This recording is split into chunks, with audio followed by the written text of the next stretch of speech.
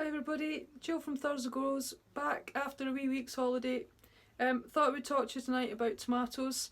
We have a lot of people just in a little WhatsApp group at the moment who've received some tomato plants from us, and they've been growing them on, so I thought it was quite appropriate. Maybe we'll do tomatoes this week and maybe have a wee look at potatoes next week, because some of you are growing potatoes as well. So I thought we would just start off with tomatoes and just give you a few wee hints and pointers for tonight, okay? So we'll get started.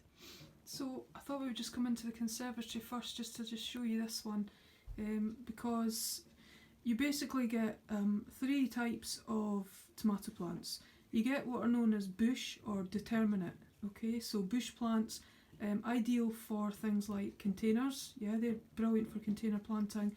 And then you've got cordon and vine, and they are indeterminate, they're classed as indeterminate plants. And what that means is what you'll get is a single stem growing, and then they'll set trusses, what are called trusses, from that. And what you'll get between the stem and the form of the truss is you'll get a little side shoot like that. And what you just want to do with these on cordon and vine type tomatoes is you just want to reach in with your thumb and your forefinger, okay? And all you're doing, look at the birds feeding, all you're doing is just nipping that, oh, where are we, there we are, in between your thumb and your forefinger, just as close into that stem as possible, and just pinch it out, like so, okay?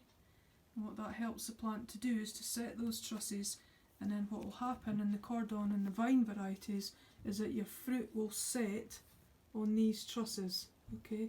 And these little side shoots, these take precious energy away from the plant, so you want to just take them out. So here we are, we're in my little greenhouse, just having a look at my tomatoes that I've got here. They've only just recently been put out after that little cold spell that we had. This is a variety that's called Harbinger, and it's one of the varieties that I'm growing myself this year. So yeah, what can we say about tomatoes? Tomatoes don't like the cold. I think we all know that one, they hate the cold. Some people do grow their tomatoes outside, but I probably would say not very many in Scotland, and certainly not up here anyway. But if you do, then give us a shout, because I'd like to hear about that, yeah. So they don't like the cold. Basically, if the temperature drops below sort of 7 degrees, they really won't like that at all. They're quite a tender plant, grown as an annual in this country. They really need to be above 12 degrees for growth, for good growth, for active growth, okay? But there's a top period there as well, a top temperature there as well that you need to just watch, and that is 25 degrees. We don't really want them to go above 25 degrees because you get something called fruit drop, and all your setting fruit just falls off your plant, so that's not too good either. So they're quite fussy, okay? They need quite a fertile, well-drained soil as well. So I'm just going to show you what I've got mine in here. Lots of people, of course, grow them in grow bags, but actually I kind of feel that standard ones are just a wee bit too small for tomatoes, because tomatoes have got quite deep roots. So what I started off with this that I've got here, this is the soil bed that I've got in the greenhouse. This has been prepared already. It was dug over a few months back, and a good load of manure, organic farm manure, put in the bottom, and then I put some fresh soil on top, and there's a wee bit of perlite and that mixed through it as well. So this has got quite a lot of nutrients available to the plants. What you're seeing here, this is a pot, just a normal plant pot, a pot that bought it somewhere from one of the nurseries, cut the bottom off it. Okay, so it's got no bum, and what I've done is plunged that into the soil bed in the greenhouse, and then that's been filled with the same sort of soil, okay? So we've got our perlite mixture in with bloodfish and bone in there as well, okay? Now what I've done, I've added my plant in, I've got a stake here to support the plant, and I just use twine, and you'll also see there, if I just adjust that slightly, I've got nice loose twine tied with a reef knot, okay? So first of all I can take that out if I need to allow it, to move at all, and secondly I've given the plant loads of room to grow. Okay, because what happens if you do it too tight, then all that happens is it digs into the stem of your plant, damages your plant, and you potentially lose your tomato and your tomato plants. Okay, so you want to give them plenty of space to grow as well. So there's a cane in there for support, and there is also, you'll notice, a plastic bottle.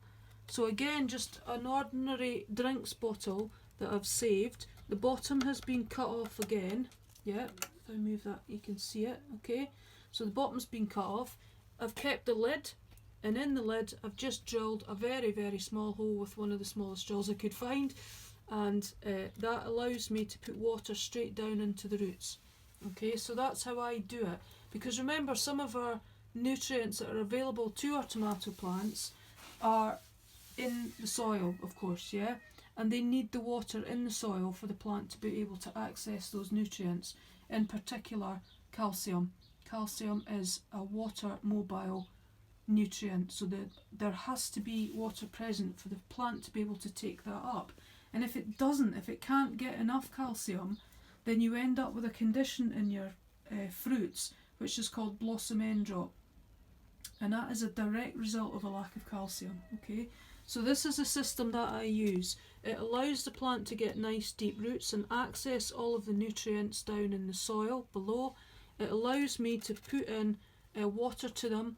It also allows me to add in liquid feeds as well, and I usually use a seaweed liquid feed, or you can get a proprietary tomato feed.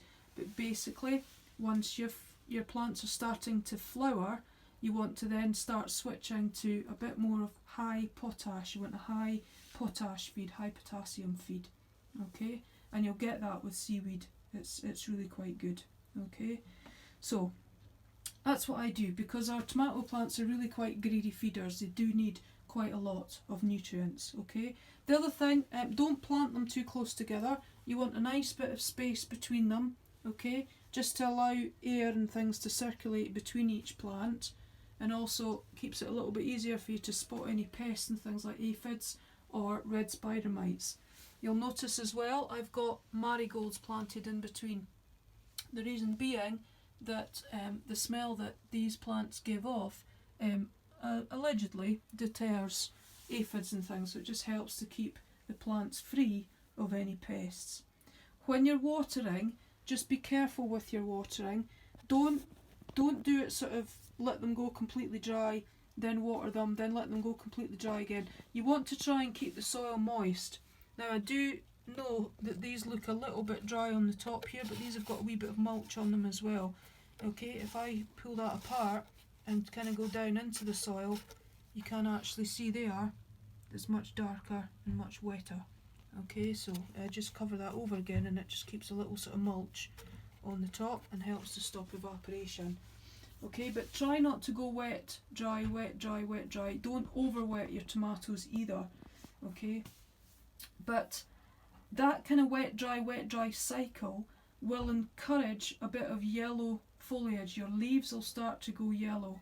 It can also encourage the fruit to split, and again you can have problems with blossom end drop if you're constantly going from this wet, dry cycle. They don't like that. Keep them moist, don't overwater, but have enough water present for them to be able to access those nutrients. Okay.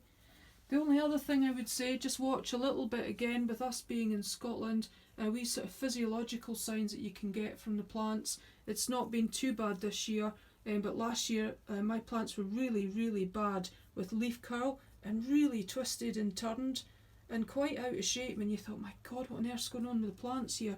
And that's a sign of physiological stress. If the temperatures are fluctuating, and again we do see that in Scotland quite a bit, you can have a massive drop from maybe 14, 15, 16 degrees during the day down to 3-4 degrees. You can drop at least by 10 degrees during the night, and the plants, they will not like that. Okay, they won't cope well with that at all. And one of the things that you'll see is this leaf curl. Now leaf curl can cause or be symptoms of other problems as well, but we'll build you up to them later on. Okay, so that's a wee quick look at our tomatoes. The other thing that I do, just as a wee bit of interest, I've got a watering can here. I always keep this full of water, and then it gets up to the sort of temperature within the greenhouse as well. So I'm never ever actually putting really cold water down into the roots. It's always slightly tepid. Okay, so there you go, just a few wee hints for you. Hope that helps. Have a nice weekend, everybody. Oh, while I remember, some gale force winds forecast for the weekend, so those of you with some of the grow boxes, some of those wee tender plants and things that are still out, might just need a little bit of wind protection. They've revised the forecast slightly, and they've dropped the wind speed slightly, but you're still into 40-45 miles an hour, so just watch those plants at the weekend. Have a good one. Bye. Hi everybody, Jill from Father...